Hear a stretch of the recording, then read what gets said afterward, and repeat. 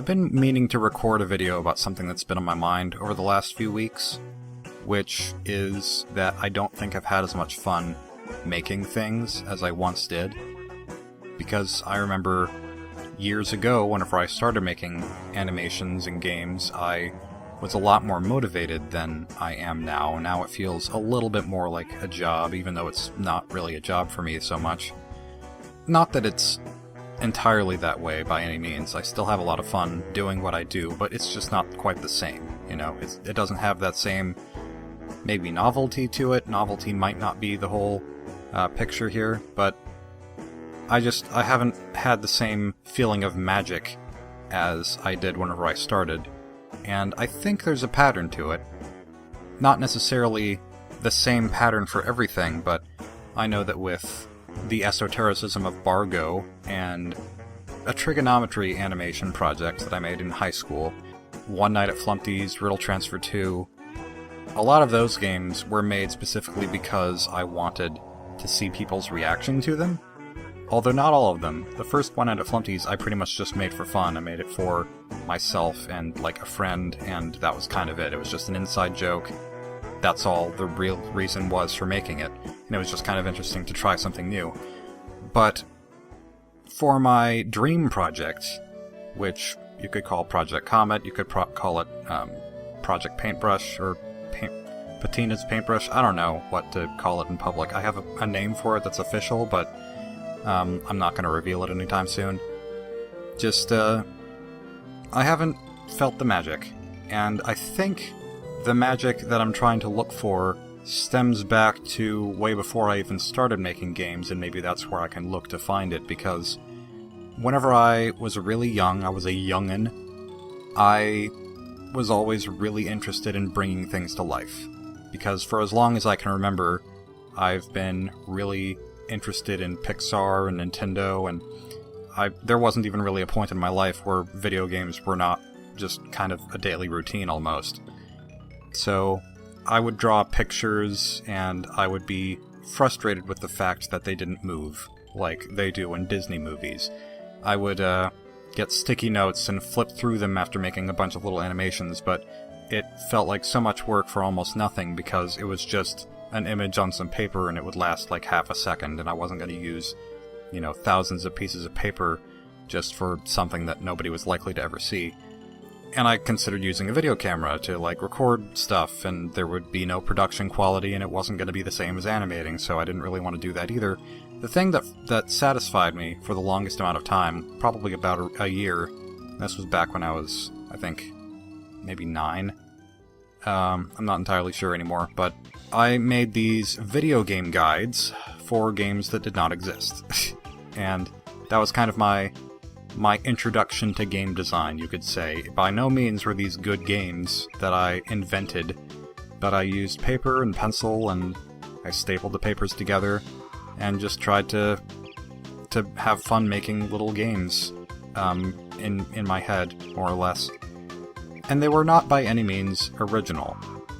They had some original elements to them, but for the most part, everything that I put into these little projects was directly influenced from something else. I had about 7 games that were about this French fry with arms and legs, stick arms and legs, and it didn't really make any sense. But I think kind of the essence of what I saw in these projects was, I wanted to make something like Mario 64, or Wario World, or Zelda Ocarina of Time, or Wind Waker, or whatever game I was playing at the time that I really enjoyed. And it wasn't so much, I want to make something that's totally my own. And I have a couple guides that are just straight-up Zelda ripoffs. Like, there's, like, The Legend of Lunetta or something, because that's a name that I found pretty in a baby name book.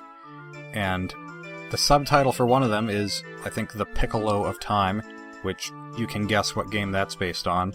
And the other one was, okay, this is a great name, Guardian of the Sanctified Empire, which was what I found by looking in Thesaurus to, like, change up the words of Protector of the Sacred Realm, I think. So yeah, those were just straight-up Zelda ripoffs that didn't include Link, and didn't have any real original ideas, but that's just something I had fun working on.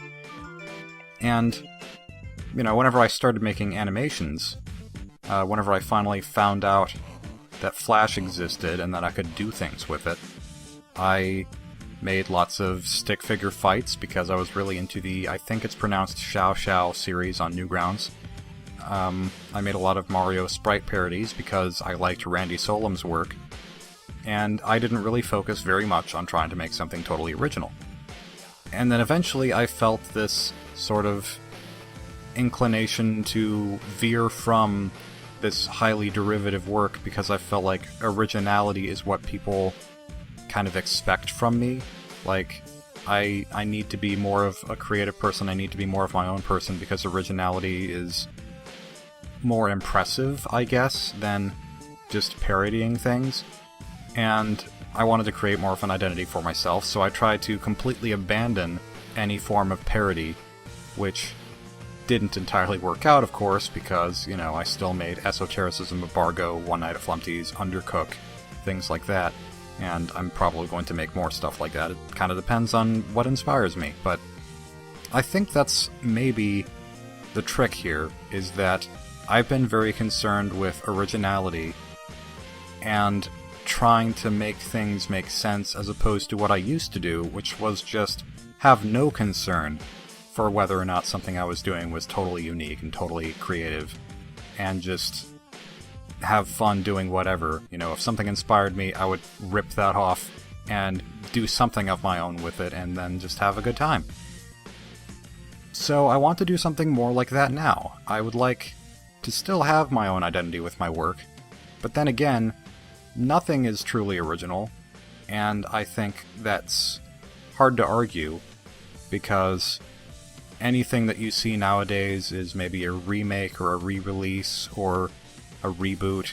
Anything that you see these days, if it's not a reboot or a remake, then there's clear inspiration from previous things. The original Legend of Zelda, that has inspired so many of today's games, and then that in itself was inspired by, I think, Miyamoto looking through caves and things as a kid, and trying to have his own little adventures.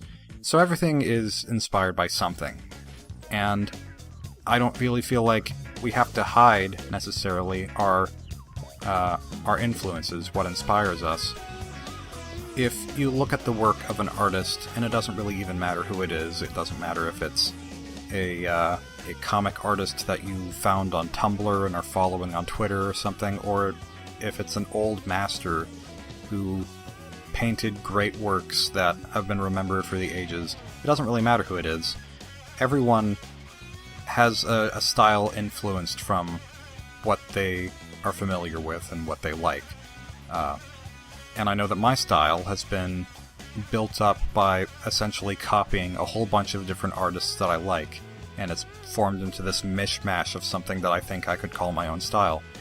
And I want to do that not just with my drawing, but also with my game design, I think. I want to be less wary about creating something totally unique, and something where nobody could tell what I'm influenced by, but rather just have no shame in what I create, because the many things that I like are a big part of what defines me, and nobody is going to have the same exact combination of things that they like that I do, because I am my own person still, despite, you could say, being so many other people.